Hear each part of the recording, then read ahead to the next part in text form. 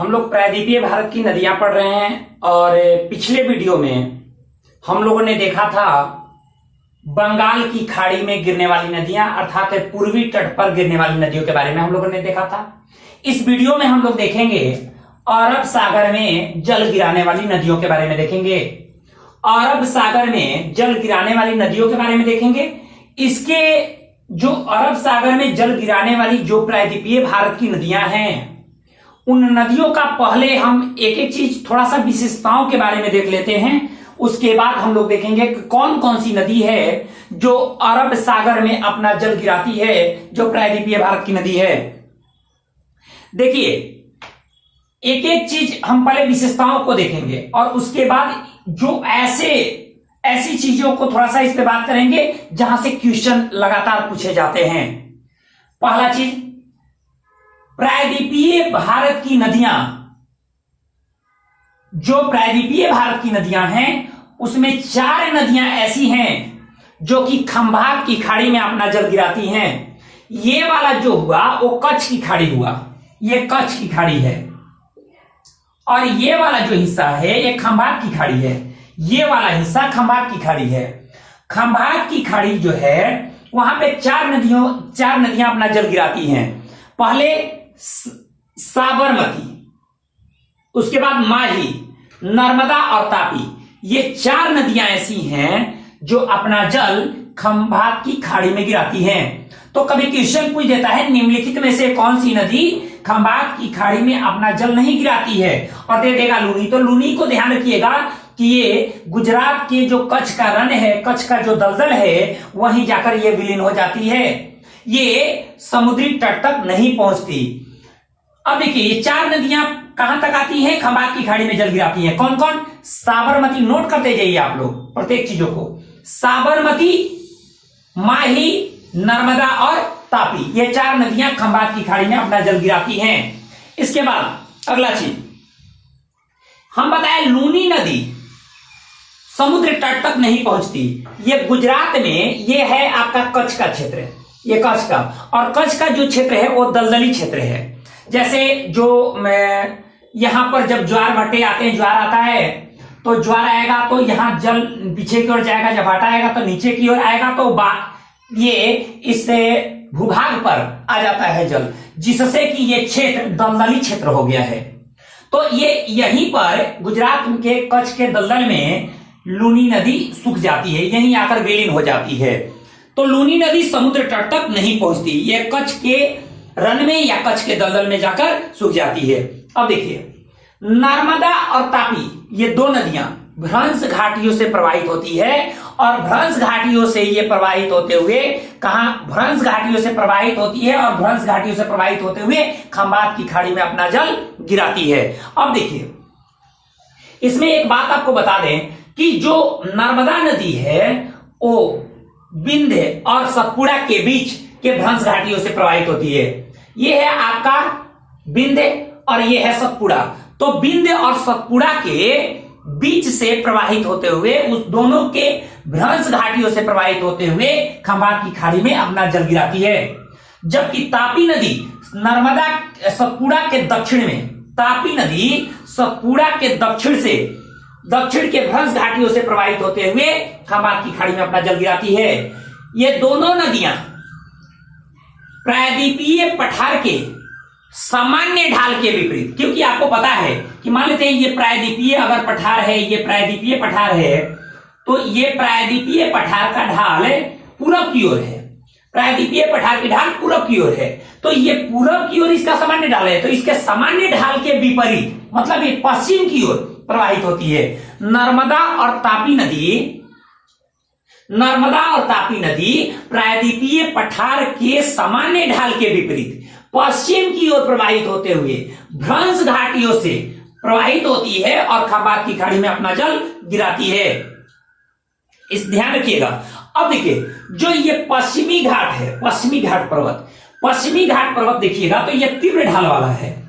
पश्चिमी घाट पर्वत तीव्र ढाल वाला है, और ये तीव्र ढाल वाला जो पश्चिमी घाट पर्वत है, यहां स्थिति क्या है, तीव्र ढाल वाला जो पश्चिमी घाट पर्वत है, यहां जो भी नदियां निकलती हैं यहां तेजी से प्रवाहित होती हैं। छोटी छोटी नदियां हैं, पश्चिमी घाट पर्वत से निकलकर अरब सागर में गिरने वाली सभी नदियां छोटी छोटी नदियां हैं, और पश्चिमी घाट जो है वो तीव्र ढाल वाला है, इसीलिए ये नदियां यहां पर तेजी से बहते हुए अरब सागर में गिरती है। जब तेजी से यहां बहते हुए जब अरब सागर में गिरती है तो जल प्रपात का प्रपाती है, ये जल प्रपात का निर्माण करती है। तो ये पश्चिमी घाट पर्वत से निकलने वाली कई सारी नदियां जल प्रपात का निर्माण करती है। जैसे मान लेते हैं ये, अगर मान लेते पर्वत है ना, और ये नीचे मान लेते ये नदी प्रवाहित हो रही है, तो यहां से ये नीचे गिरी ये नदी, मान लेते ये आपका पर्वत वाला हिस्सा है, ये पर्वत वाला नदी ऊपर से गिरा, तो ये ऊपर से जो नीचे की ओर गिरा है ना, इसको कहते हैं प्रपात। तो ये प्रपात कहा जाता है, ये इसको कहते हैं जल प्रपात। तो जल प्रपात का निर्माण करती है, प्रपातीय है अर्थात जल प्रपात का निर्माण करती है। अब देखिए एक बात और, यहां माही नदी, आपको बता दें माही नदी कर्क रेखा को 2 बार काटती है, ध्यान रखिएगा। माही नदी कर्क रेखा को 2 बार काटती है, इस चीज को ध्यान रखिएगा। राजस्थान में माही नदी कर्क रेखा को 2 बार काटती है। ये छोटे आपके वैसे फैक्ट थे, ये वे विशेषताएं थी जहां से प्रश्न लगातार पूछे जाते हैं, इस चीज को आप ध्यान रखेंगे। अब देखिए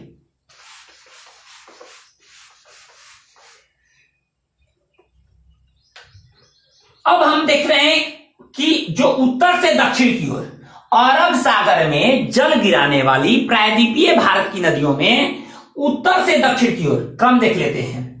लूनी, नोट करते जाइए, लूनी, साबरमती, माही, नर्मदा, तापी, मांडवी, ज्वारी, शरावती, गंगावेली, पेरियार, भरतपुझा। ध्यान रखिएगा, उत्तर से दक्षिण की ओर लूनी, साबरमती, लूनी उसके बाद साबरमती, माही, नर्मदा, तापी, मांडवी, ज्वारी, शरावती, गंगावेली, पेरियार और भरतपुझा। ये उत्तर से दक्षिण की ओर क्रम है। ये प्रायद्वीपीय भारत की वे नदियां हैं जो अपना जल अरब सागर में गिराती हैं। हो गया, ये क्रम कभी पूछ सकता है। अब एक एक नदी के बारे में हम लोग देखेंगे। तो पहला नदी का आप डालिए हेडिंग और लिखिए लूनी, लूनी नदी, लूनी नदी, पहला नदी लिखिए लूनी। लूनी नदी के बारे में थोड़ा सा हम लोग बात करते हैं। राजस्थान में ये जो क्षेत्र है ये अरावली का क्षेत्र है। गुजरात के पालनपुर से लेकर दिल्ली तक इसका विस्तार है अरावली का। जब मैं पढ़ा रहा था अरावली पर्वत श्रेणी के बारे में तो मैंने बताया था ये अरावली का क्षेत्र है। अरावली के इस क्षेत्र में ये जो हिस्सा है यहां, ये हिस्सा मुख्य रूप से अजमेर का हिस्सा है। अजमेर के पास यहीं पर अरावली के पहाड़ी के पास ही अजमेर के पास एक पहाड़ी है नागलपेटा पहाड़ी, नागलपेटा पहाड़ी। और नागलपेटा पहाड़ी से ये लूनी नदी निकलती है। ध्यान रखिएगा, राजस्थान में अजमेर के पास नागलपेटा की पहाड़ी से लूनी नदी निकलती है। ये उत्तरी राजस्थान के, मुख्य रूप से उत्तरी राजस्थान का हिस्सा है, थोड़ा सा नीचे का हिस्सा है, उत्तरी राजस्थान का हिस्सा है ये इन क्षेत्रों में। तो उत्तरी राजस्थान के हिस्से में अरावली पहाड़ी के पास, अरावली पहाड़ी के पास ही एक जगह है नागलपेटा पहाड़ी। नागलपेटा पहाड़ी जो अजमेर जिले में है और यहां से लूनी नदी निकलती है। लूनी नदी सांभर झील से होकर प्रवाहित होती है। लूनी नदी राजस्थान के सांभर झील से होकर प्रवाहित होती है और प्रवाहित होते हुए ये पहले, उसके बाद पाली जिले में आती है, पाली के बाद जोधपुर में आती है और जोधपुर के बाद बाड़मेर में। बाड़मेर में जब आती है तो ये निचला वाला जो हिस्सा है, जो राजस्थान का निचला हिस्सा, बाड़मेर वाला, बाड़मेर वाला जो हिस्सा है, ये यहाँ की जो मृदा है ना लवणीय है। यहाँ पर ये लवणीय मृदा है। तो ऊपर से तो पहाड़ी क्षेत्रों से आ रही है नदी, लेकिन जैसे ही बाड़मेर के पास पहुंचती है तो लवणीय मृदा के चलते यह नदी ऊपर से तो मीठी है, लेकिन बाड़मेर के पास आकर लवणीय मृदा के चलते ये खारी हो जाती है। तो लवणीय मृदा के चलते ये खारी हो जाती है, यानी लूनी नदी का आधा भाग क्या है? मीठा जल है, और आधा भाग क्या है? खारा जल है। अब खारा जल कहां से है? ये ऐसी नदी है जिसका आधा भाग मीठा जल है और आधा जल खारा। ये बाड़मेर के पास से, बाड़मेर जिला, बाड़मेर के पास से ये खारा जल यहां से प्रवाहित होता है। यानी ऊपर से तो मीठा जल आ रहा है, ऊपर से तो मीठा जल आ रहा है ये पहाड़ी क्षेत्रों से, लेकिन जैसे ही बाड़मेर जिले पहुंचती है वहां की मृदा क्या है? लवणीय है, जिसके चलते खारा, वहां की मृदा के चलते ये नदी किस रूप में आ जाती है? ये खारी हो जाती है, मीठा से खारी हो जाती है, लूनी नदी। अब देखिए ये एक खास बात है, इसको ध्यान रखिएगा आप लोग।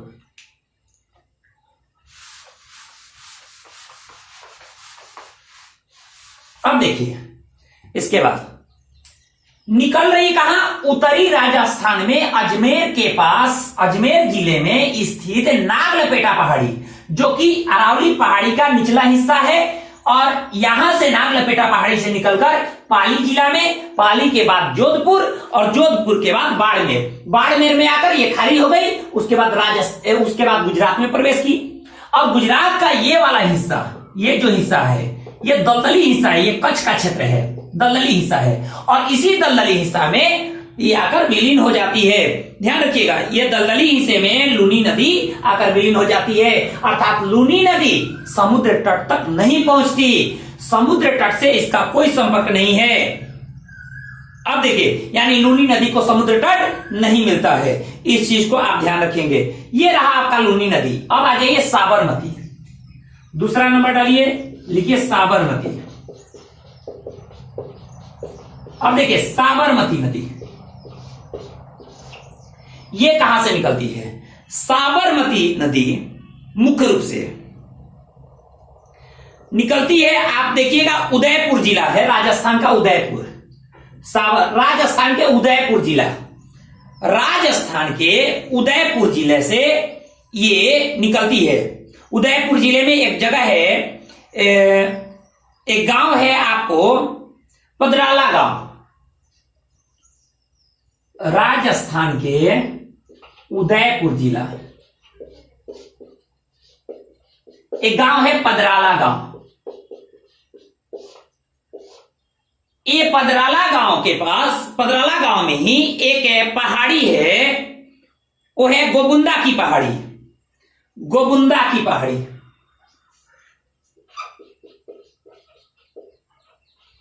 ध्यान रखिएगा, गोबुंदा की पहाड़ी राजस्थान के उदयपुर जिले में पदराला गांव है, और पदराला गांव के पास है गोबुंदा की पहाड़ी। गोबुंदा की पहाड़ी से साबरमती नदी निकलती है, और साबरमती नदी गोबुंदा के पहाड़ी से निकलने के बाद ये आगे बढ़ती है राजस्थान में। यह केवल साबरमती नदी का कुल लंबाई का 10.81% हिस्सा ही राजस्थान में प्रवाहित होता है, बाकी समस्त हिस्सा गुजरात क्षेत्र में प्रवाहित होता है। साबरमती नदी के कुल लंबाई का 10.81% क्षेत्र सिर्फ राजस्थान में प्रवाहित होता है। उसके बाद यह गुजरात राज्य में प्रवेश कर जाता है। गुजरात के दो प्रमुख शहर, पहला गुजरात की राजधानी गांधीनगर, गुजरात की राजधानी गांधीनगर, गांधीनगर, और दूसरा गुजरात का एक प्रमुख शहर है अहमदाबाद। गांधीनगर और गुजरात का एक प्रमुख शहर है अहमदाबाद। ये जो दोनों है गांधीनगर और अहमदाबाद, ये दोनों साबरमती नदी के तट पर स्थित है। साबरमती नदी के तट पर गुजरात की राजधानी गांधीनगर और गुजरात का एक प्रमुख औद्योगिक क्षेत्र अहमदाबाद स्थित है। एक बात और आपको बता दें कि साबरमती जो नदी है मुख्य रूप से इसी नदी के तट पर गांधी जी ने 1915 में, इसी नदी के तट पर गांधी जी ने 1915 में साबरमती आश्रम की स्थापना की थी।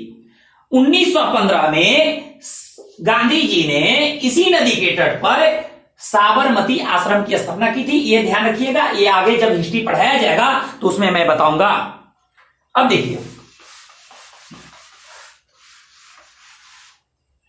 ये चीज तो हो गया।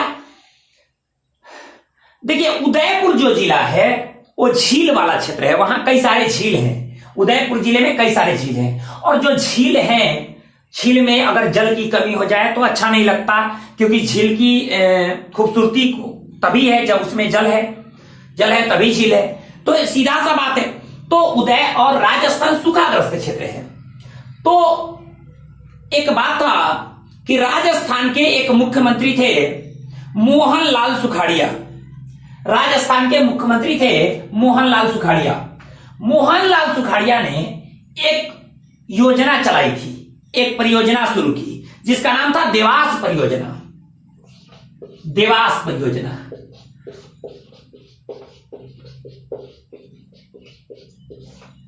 राजस्थान के पूर्व में मुख्यमंत्री रह चुके हैं, लगभग 4 बार राजस्थान के मुख्यमंत्री पद पे वो रह चुके हैं, 4 बार रहे हैं। तो देवास परियोजना की शुरुआत राजस्थान के पूर्व मुख्यमंत्री मोहनलाल सुखाड़िया ने शुरू किया था।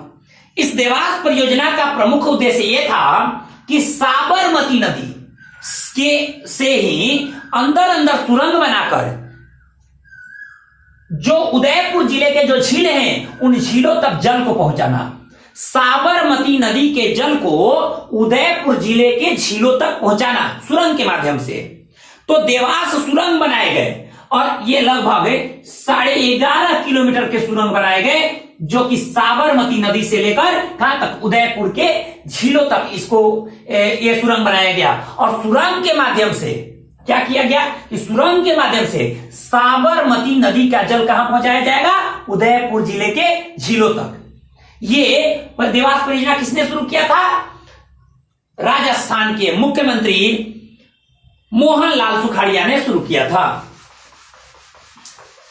अब देखिए, आगे बढ़कर अगर हम देखेंगे तो ये 2 शहर हम कौन कौन बताए? गुजरात की राजधानी गांधीनगर और गुजरात के एक प्रमुख औद्योगिक शहर अहमदाबाद। ये साबरमती नदी के तट पर स्थित है, और साबरमती नदी आगे आकर गुजरात में खंभात की खाड़ी में अपना मुहाना बनाती है। अब तीसरा नंबर आइए, माही नदी। नोट कीजिए, माही नदी। देखिए, माही नदी के बारे में अगर हम लोग देखें तो आपको बता दें कि मध्य प्रदेश में एक जिला है धार जिला। मध्य प्रदेश में एक जिला है धार जिला, और मध्य प्रदेश में जो धार जिला है, इस धार जिले में ही एक झील है, मेहत झील।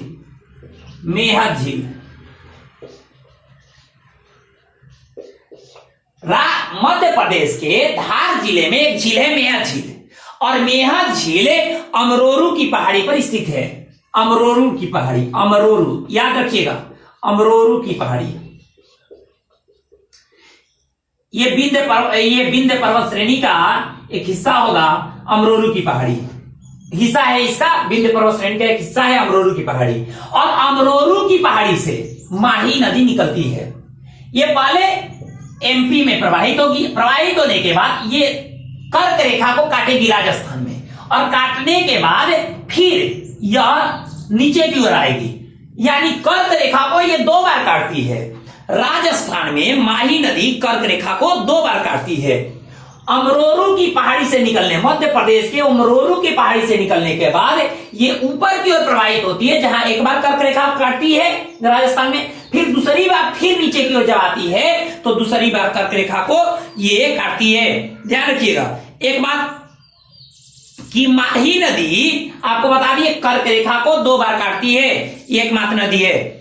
ये दक्षिणी राजस्थान, जो नीचे का जो हिस्सा है दक्षिणी राजस्थान, माही नदी को दक्षिणी राजस्थान की गंगा कहा जाता है, या इसे दक्षिणी राजस्थान की जीवन रेखा भी कहा जाता है। दक्षिणी राजस्थान की गंगा या दक्षिणी राजस्थान की जीवन रेखा माही नदी को कहा जाता है। माही नदी कर्क रेखा को 2 बार काटती है। यह मध्य प्रदेश, राजस्थान और गुजरात, 3 राज्यों में प्रवाहित होती है। मध्य प्रदेश से निकली, राजस्थान में कर्क रेखा को 2 बार काटी और उसके बाद गुजरात के तट पर अपना मुहाना बना दी खंभात की खाड़ी में। तो 3 राज्यों में प्रवाहित होती है। कौन कौन? मध्य प्रदेश, राजस्थान और गुजरात, ये 3 राज्यों में प्रवाहित होती है। अब आगे देखिए,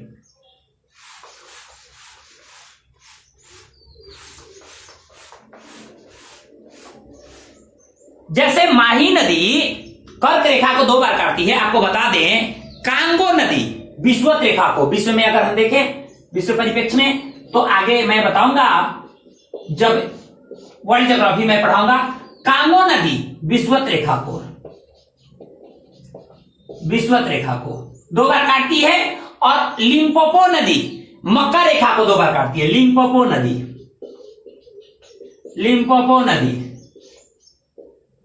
मकर रेखा को 2 बार काटती है, ध्यान रखिएगा। माही नदी कर्क रेखा को 2 बार काटती है, कांगो नदी विषुवत रेखा को 2 बार काटती है और लिम्पोपो नदी मकर रेखा को 2 बार काटती है। इस चीज को आप ध्यान रखेंगे।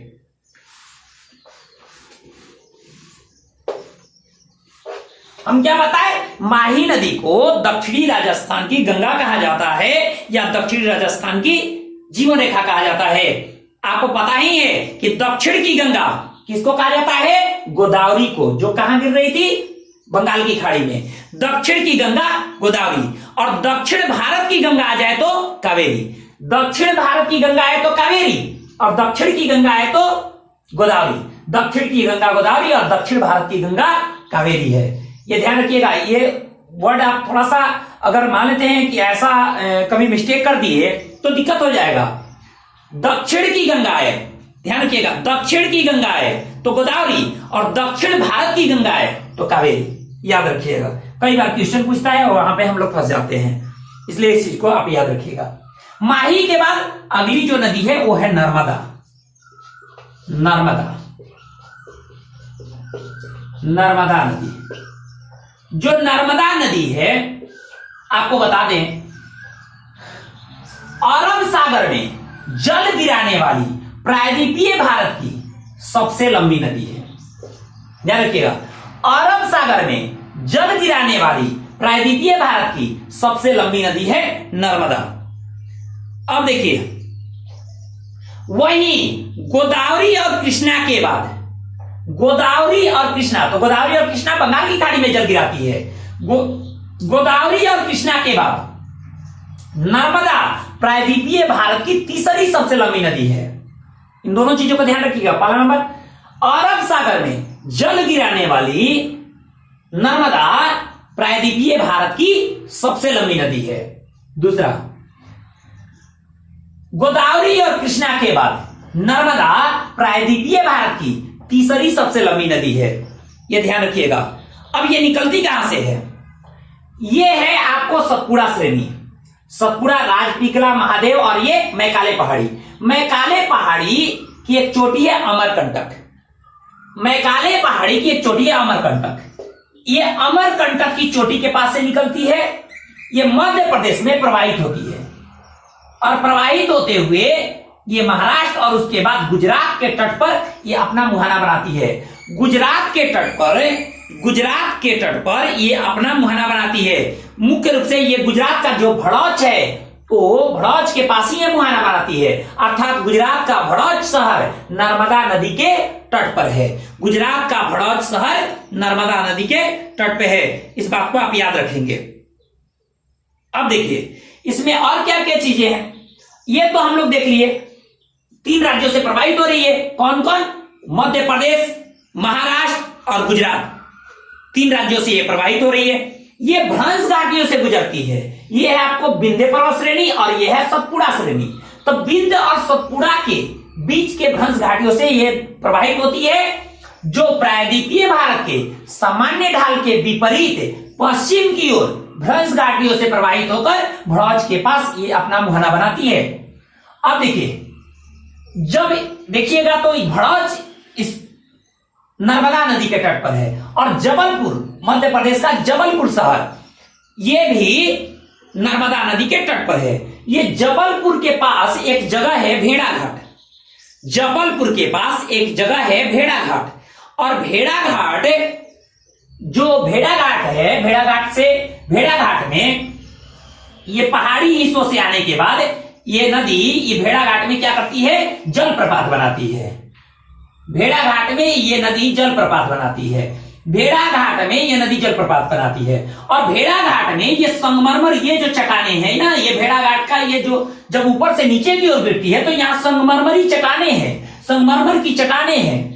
जब ये नदी जल गिराती है तो पूरा दुधिया हो जाता है, संगमरमर की चट्टानों के चलते दुधिया रंग एकदम दिखाई देता है, दुधिया हो जाता है, बड़ा ही खूबसूरत लगता है। यानी एक भेड़ाघाट में, जबलपुर के पास भेड़ाघाट में नर्मदा नदी एक खूबसूरत जलप्रपात का निर्माण करती है, जहां संगमरमरी चट्टानों, भेड़ाघाट की पहाड़ी के संगमरमरी चट्टानों से होकर ऊपर से नीचे गिरती है, जिससे इसका रंग एकदम दुधिया रहता है, बड़ा ही खूबसूरत नजारा रहता है। इस जलप्रपात को हम धुआंधार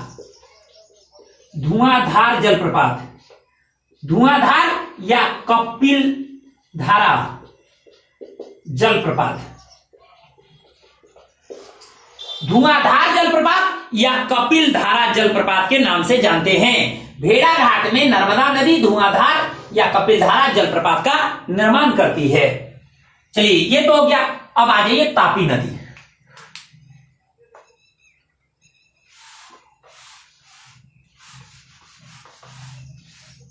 तापी नदी, डालिए हेडिंग तापी। तापी नदी, देखिए तापी नदी की स्थिति क्या है। तापी नदी सतपुड़ा श्रेणी के दक्षिण में प्रवाहित होती है। सतपुड़ा के दक्षिण में, सतपुड़ा के उत्तर में नर्मदा, सतपुड़ा के दक्षिण में तापी, दोनों के बीच, नर्मदा और तापी के बीच में सतपुड़ा श्रेणी है। यानी सतपुड़ा एक ब्लॉक माउंटेन है, ब्लॉक माउंटेन है, ध्यान रखिएगा।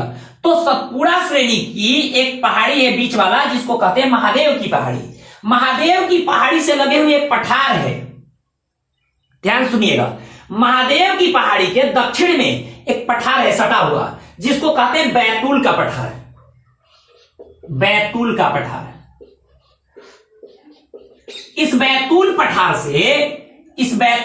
से तापी नदी निकलती है, और निकलने के बाद मध्य प्रदेश में ही है, मध्य प्रदेश में बैतूल के पठार से यह तापी नदी निकलती है, और निकलने के बाद महाराष्ट्र से होते हुए गुजरात में सूरत के पास अपना मुहाना बनाती है। गुजरात में सूरत के पास अपना मुहाना बनाती है। तापी नदी अरब सागर में जल गिराने वाली प्रायद्वीपीय भारत की दूसरी सबसे लंबी नदी है। पहली सबसे लंबी नदी कौन है? नर्मदा। प्रायद्वीपीय भारत की सबसे लंबी नदी जो अरब सागर में जल गिराती है, नर्मदा है। और अरब सागर में जल गिराने वाली तापी प्रायद्वीपीय भारत की दूसरी सबसे लंबी नदी है। इस चीज को आप ध्यान रखिएगा। सूरत के पास यह मुहाना बना रही है खंभात की खाड़ी में, 3 राज्यों से प्रवाहित हो रही है। कहां? मध्य प्रदेश से निकली, महाराष्ट्र में प्रवाहित हुई और गुजरात के तट पर अपना मुहाना बनाई। इसी गुजरात में ही तापी नदी पर 2 परियोजनाएं हैं, जल विद्युत परियोजनाएं हैं। एक है आपको उकाई जल विद्युत परियोजना, और दूसरा है ककरापार में परमाणु रिएक्टर भी है। ऐसे ककरापार में देखिएगा तो परमाणु रिएक्टर भी है, लेकिन यहां पर जल विद्युत परियोजनाएं भी स्थापित है। क्योंकि आपको पता है कि जब नदी, मान लेते हैं अपना नदी यहां से प्रवाहित होते हुए आ रही है, तो यहां पर जल विद्युत संयंत्र लगाए गए हैं, जिससे जल विद्युत उत्पादन किया जा सके। उकाई और ककरापार में जल विद्युत संयंत्र लगाए गए हैं, यहां से जल विद्युत उत्पादन किया जाता है, ध्यान रखिएगा। यह हो गया आपका तापी नदी। अब आगे बढ़ते हैं।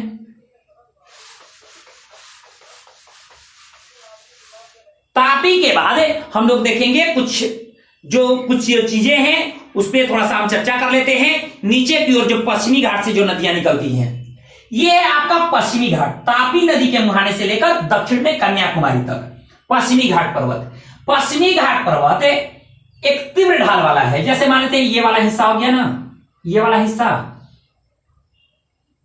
तो ये जो है ये खड़ी ढाल वाला हिस्सा है, और ये आपको यहां पर हो गया पश्चिमी घाट पर्वत। तो पश्चिमी घाट पर्वत खड़ी ढाल वाला हिस्सा है। पहले इसके विशेषताओं को देख लेते हैं। तो यहां से जो भी नदियां निकलती हैं सब छोटी छोटी नदियां हैं। जिसको सह्याद्री भी कहा जाता है, पश्चिमी घाट पर्वत को सह्याद्री भी कहा जाता है। तो ध्यान रखिएगा, सह्याद्री से निकलकर अरब सागर में जल गिराने वाली सभी नदियां छोटी छोटी हैं, पहला नंबर। और पश्चिमी घाट पर्वत से निकलकर यानी सह्याद्री से निकलकर अरब सागर में जल गिराने वाली सभी नदियां छोटी छोटी हैं, पहला नंबर। दूसरा, ये नदियां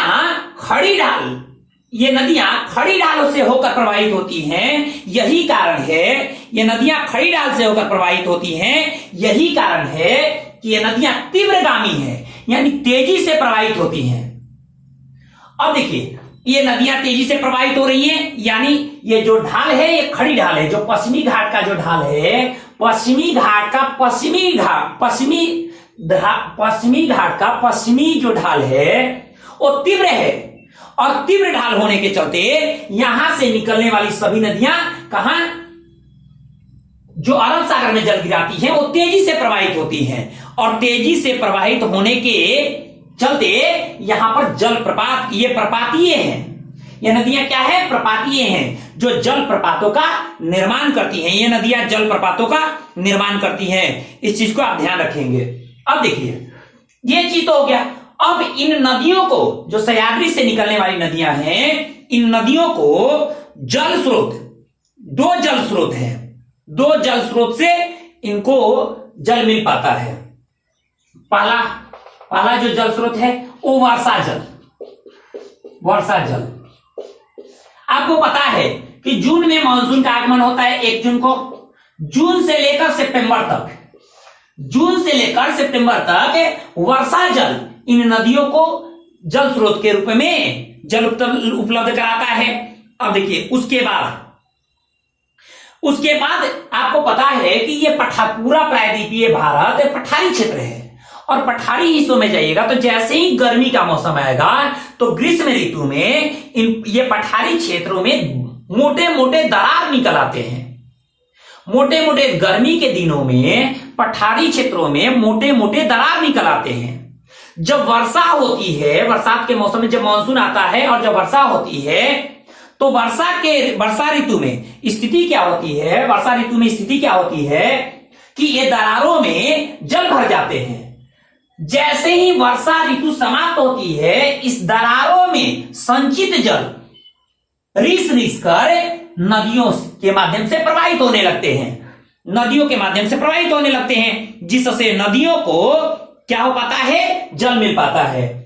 तो ध्यान रखिएगा, यहां की जो भी नदियां हैं उनको जल के दो स्रोत हैं। पहला स्रोत वर्षा जल, कब से कब तक? जून से सितंबर तक। उसके बाद शुष्क मौसम में दरारी क्षेत्रों में, दरारों में जो मौजूद जल है, दरारों में जो संचित जल है, वो संचित जल शुष्क क्षेत्र में नदियों को जल स्रोत के रूप में कार्य करता है। इस चीज को आप ध्यान रखिएगा। ये भी ध्यान रखिएगा कि जब यहां पे तीव्र ढाल है, जब नदियां प्रपाती हैं, तो जैसे ये गिरेंगी, मान लेते हैं ये पहाड़ी क्षेत्र है, पहाड़ी क्षेत्र से मान लेते हैं यहां से नदियां गिरी, ठीक है, मान लेते हैं यहां से नदियां गिरी यहां, तो जब नदियां गिरेंगी तो हम क्या करेंगे?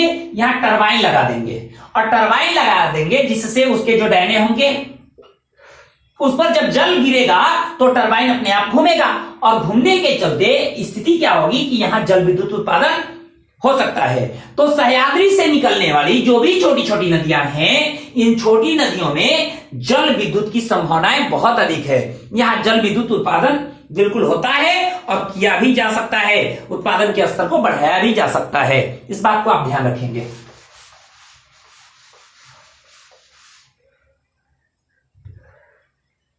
अब देखिए, तो आप लोग अब हेडिंग डालिए, इसके अधीन ही आप हेडिंग डालिए, सह्याद्री से निकलकर अरब सागर में जल गिराने वाली नदियां। आप एक छोटा हेडिंग डालिए, इसके अंतर्गत ही होगा सह्याद्री से निकलकर अरब सागर में जल गिराने वाली नदियां। अब उनमें देखिए, पहले हम लोग देखते हैं, प्रत्येक नदियों को देख लेते हैं। गुजरात का ये हिस्सा, यहां जानते हैं आपको पहाड़ी है, यहां पहाड़ी है, गीर, मांडव, ये सब पहाड़ियां हैं यहां। तो यहां पर भी नदियां निकलती हैं, यहां भी कुछ नदियां हैं। गुजरात के इन क्षेत्रों में यानी सौराष्ट्र वाले क्षेत्रों में जो नदियां हैं उसमें सतरंजी और मादर सतरंजी और मादर पूछता नहीं है कि ये राज्य और नदी का नाम दे देगा, ऐसा नहीं पूछता है कि कहां से निकलती है, ये सब नहीं पूछेगा। सतरंजी और मादर नदी कहां? गुजरात में है। उसके बाद गुजरात के बाद यहां जो आपको ये तट हुआ आपको महाराष्ट्र का, तो महाराष्ट्र के तट पर ऐसा नहीं है कि कोई नदियों का प्रवाह हो रहा हो, ऐसा नहीं है, इस बात को ध्यान रखिएगा। तो यहां पर अब आ गया गोवा में देखिए, गोवा में मुख्य रूप से दो नदियां हैं, पहला है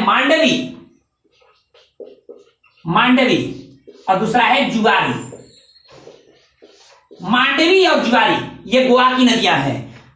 जो पणजी है गोवा की राजधानी जो पणजी है,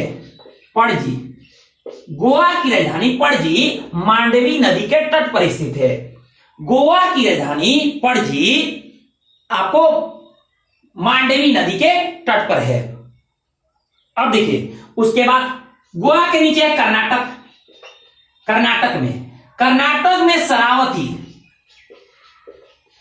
और गंगावेली, शरावती नदी और गंगावेली। उसके बाद केरल में मुख्य रूप से पेरियार। उसके बाद भारतपुझा,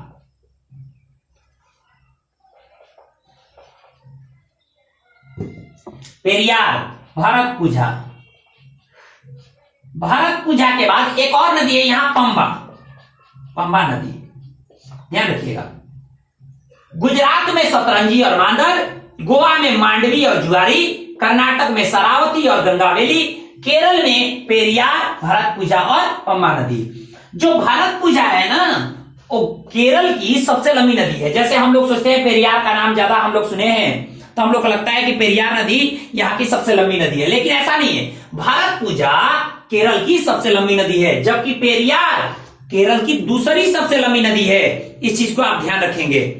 अब देखिए कर्नाटक में दो नदियां हैं, शरावती और गंगावेली। शरावती के बारे में आपको बता रहे हैं।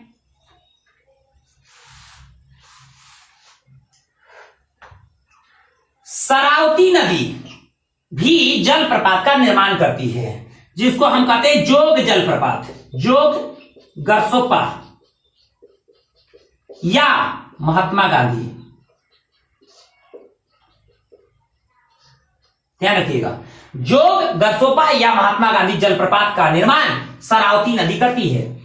जोग जो जलप्रपात है उसकी ऊंचाई आपको 271 मीटर है, 271 मीटर, और यह भारत का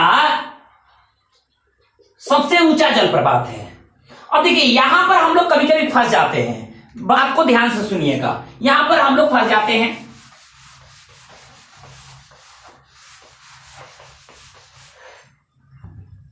एक तरफ हुआ जोग, दूसरा हुआ कुचिकल। जोग जलप्रपात जो है वो भारत का सबसे ऊंचा जलप्रपात है, 271 मीटर ऊंचाई है। जोग जलप्रपात, जोग या गरसोपा, इसको गरसोपा कहते हैं या महात्मा गांधी जलप्रपात भी कहते हैं, यह भारत का सबसे ऊंचा जलप्रपात है। जो शरावती नदी है, शरावती नदी इस जोग जलप्रपात का निर्माण करती है। कुचिकल जलप्रपात, कभी कभी हम लोग ऊंचा जलप्रपात पूछता है तो कभी कुचिकल मार देते हैं, बच्चे क्या करते हैं गलती कर देते हैं। तो ऐसा गलती नहीं करना है कि कुछ जोग और कुचिकल आए तो देखिएगा किस मामलों में हम कुचिकल मारेंगे। एक चीज है, जैसे मान लेते हैं ये पहाड़ हो गया, ये पर्वत हो गया, पर्वत ये नीचे का हिस्सा हो गया, ठीक है। नदी यहां से आ रही है, आने के बाद यहां गिर गई, यहां गिरी, ये नदी यहां पे गिर रही है, तो ये सीधे गिर रही है। एक चीज हुआ, जैसे मान लेते ये नदी, ये आपको पहाड़ है, ये है पहाड़।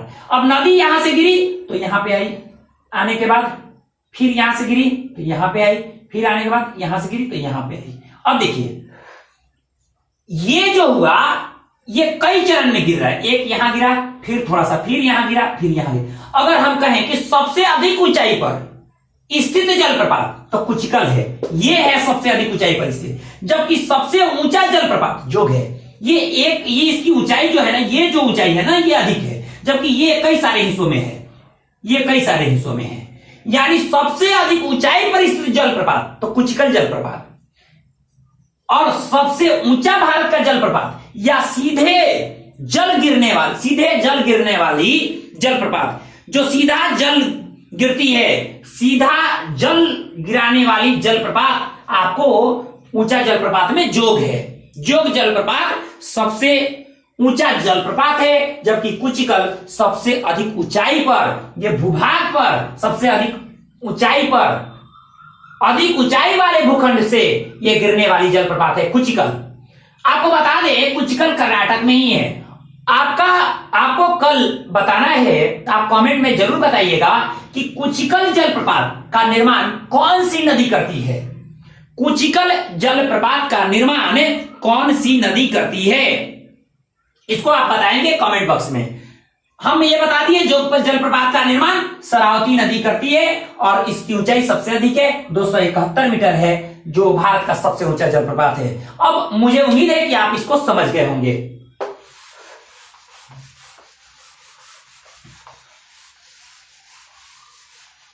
अब देखिए, इसके बाद हम इसको देख लिए, भरतपुजा को देखे, सबसे लंबी नदी है केरल की, और पेरियार दूसरी सबसे लंबी नदी है।